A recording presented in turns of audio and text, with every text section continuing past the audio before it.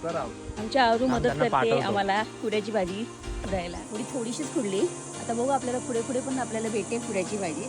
जास्त भाजी पाहिजे कारण की फुलं काढली की एवढीशी भाजी होणार. ती जास्त पाहिजे. आणि ही कोकणातला प्रसिद्ध रानमेवा आहे, रानभाजी आहे. आणि ह्यापासून तुम्हाला मस्त मस्त माझ्याकडून रेसिपी पाहायला भेटणार.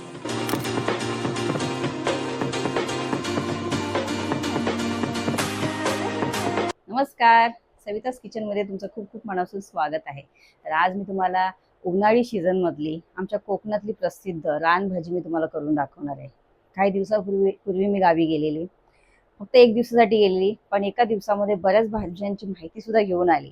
ती शॉर्टमध्ये तुम्ही पाहिलीच असेल. आणि त्यातलीच एक भाजी म्हणजे कुड्याची भाजी आज मी तुम्हाला करून दाखवणार आहे, अगदी सिंपल पद्धतीने.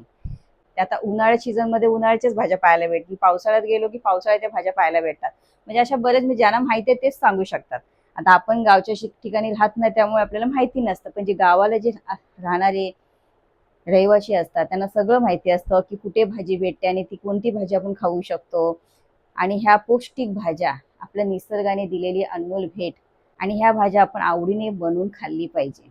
विकत तर भाज्या पण आपण आणतो मार्केटमधून, पण अशी कोकणातली रानातली भाजी कधीतरी आपण घरी केली पाहिजे. हे तर स्टार्टिंग पासून एंड पर्यंत बघा. आणि मोजक्या साहित्यामध्ये बनवणार आहे बरं का, जास्त साहित्य लागत नाही. आणि कुड्याची भाजी आपण वर्षभरासाठी सुद्धा कुडून आणून सुकवली की ती सुकवलेली भाजी आपण वर्षभर सुद्धा बनवून खाऊ शकतो. खराब अजिबात होत नाही. बघा, आपण कुड्याची भाजी बनवायला सुरू करूया. कुड्याची भाजी आपण साफ करून घेऊ. अशीच मी खुडून आणली आता भाजी गावावरून. आता मी तुमच्यासमोर साफ करून दाखवते. जी फुलं असतात ती आपण काढून घ्यायची आणि पानं किंवा हे जे असतं ते बाजूला करायचं. आणि भाजी पूर्ण साफ करून झाली की थोडं पाण्यातून काढून घ्यायचं, साफ करून घ्यायची. आधीच मी उकळता पाणी ठेवलं होतं, त्यात आपण ती कुड्याची भाजी घालूया. आणि चांगली छान वाफ आली, 1-2 वाफमध्ये ती भाजी पटकन शिजून तयार होते. आणि थंड झाली की त्यानंतर आपण ती पिळायची, जो पाणी असतो तो काढायचा. जर लवकर करायचं असेल तर आपण थंड पाणी घालून सुद्धा ती भाजी आपण असं दाबून घ्यायचं, म्हणजे जो कुड्याच्या भाजीचं जो पाणी आहे तो पूर्णपणे काढून घ्यायचा. आता फोडणीला सुरुवात करूया. तर तवा ठेवला आहे. तव्यात आपण 2-3 चमचा अंदाजाने तेल घालूया. तेल थोडं गरम झालं की राई घालायची. राई छान तडतडली की नंतर जिरं घालायचं. आणि लसूण ठेचलेली पेस्ट करायची नाही अजिबात, कारण गावरान पद्धतीने आपण आज रेसिपी करणार आहोत. तर ठेचलेली लसूण ही त्यात घालायची आणि मिरची 2-3 अशा मिरच्या घालायच्या. फ्राय होत आलं की कांदा टाकायचा. तरी 2-3 कांदे घेतलेत मी, कारण की सुक्या भाजीला कांदा हा जास्त लागतो आणि थोडं तेल पण थोडं जास्त. जेवढं तुम्ही कुड्याच्या भाजीत तेलाचा वापर कराल ना तेवढी ती भाजी छान अशी मस्त लागते, टेस्टी लागते. असं गोल्डन कलर येईपर्यंत आपण छान असं मंद आचेवरती फ्राय करून घ्यायचं. आता पुढे ती हळद घालूया. घातल्यानंतर धने पावडर 1 चमचा, प्रत्येकी 1-1 चमचा घालायचा. धने पावडर घातल्यानंतर आणि थोडंसं गरम मसाला घालायचा 1 चमचा. गरम मसाला घातल्यानंतर थोडीशी हलकीशी मिरची पावडर वगैरे अर्धा चमचा, पूर्ण घालायचं नाही.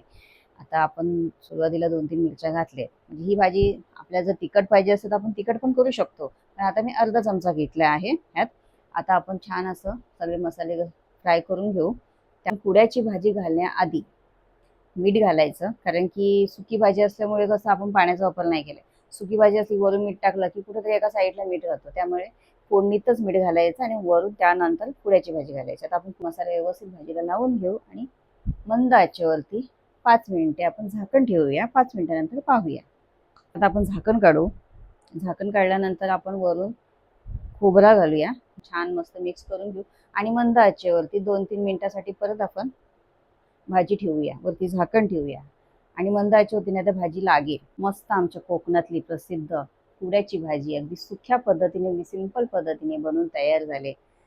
कुड्याच्या भाजीमध्ये मी खोबरा वापरला. तुम्ही शेंगदाण्याचं कूट सुद्धा वापरू शकता किंवा सफेद तीळ असतात ना ते सुद्धा त्यात घालू शकता. म्हणजे मिरकूट करतो ना आपण, काळ्या तिळाचं किंवा सफेद तिळाचं करतो ना आपण, तो कूट सुद्धा आपण त्यात वापरू शकतो. एवढी भन्नाट भाजी लागते ना, आणि गावरान पद्धतीची रेसिपी आहे, 1 नंबर लागते. आणि कुड्याची भाजी तुम्ही भाकरीसोबत, ज्वारीच्या भाकरीसोबत किंवा तांदळाची भाकरी किंवा चपातीसोबत कशासोबत पण खाऊ शकता. आणि डब्यासाठी तर अतिउत्तम ही भाजी आहे. कधी गावी गेलात ना तुम्ही तुमच्या कोकणाला तर रानात जा एकदा आणि त्या भाज्या शोधून काढा. आता मी तुम्हाला कुड्याच्या भाजीचं नाव सांगितलंय. अजून भांबुर्टीची भाजी असते, ते मला तर नाव येत नाही. भांबुर्टीची भाजी पण खूप छान बनवली जाते. नेक्स्ट रेसिपी मी तुम्हाला भांबुर्टीची पण दाखवेन. आता मी तर तुम्हाला गॅसवर करून दाखवले. चुलीवर एक नंबर भाजी होते. गावच्या पद्धतीने केली ना, मोजके आपल्या घरात जेवढे साहित्य असतं तेवढ्या साहित्यामध्ये बनवली की एक नंबर भाजी बनते. गाव शोधायला गेलो ना जंगलात तर बरेच काय भाज्या काय औषधं सुद्धा मिळतात आपल्याला रानात कोकणातल्या. पण आपल्याला माहिती पाहिजे, तेवढं नॉलेज पाहिजे. तर आजच्या रेसिपीला तुम्ही माझ्या कमेंट नक्की करा आणि खूप सारा सपोर्ट करा, लाईक करा. आणि तुम्ही माझ्या अजून चॅनलला सबस्क्राईब केलं नसेल तर प्लीज सबस्क्राईब करा. बाजूला बेल आयकॉन आहे त्याला क्लिक करा. आणि पुन्हा भेटू पुढच्या रेसिपीमध्ये. तोपर्यंत बाय बाय.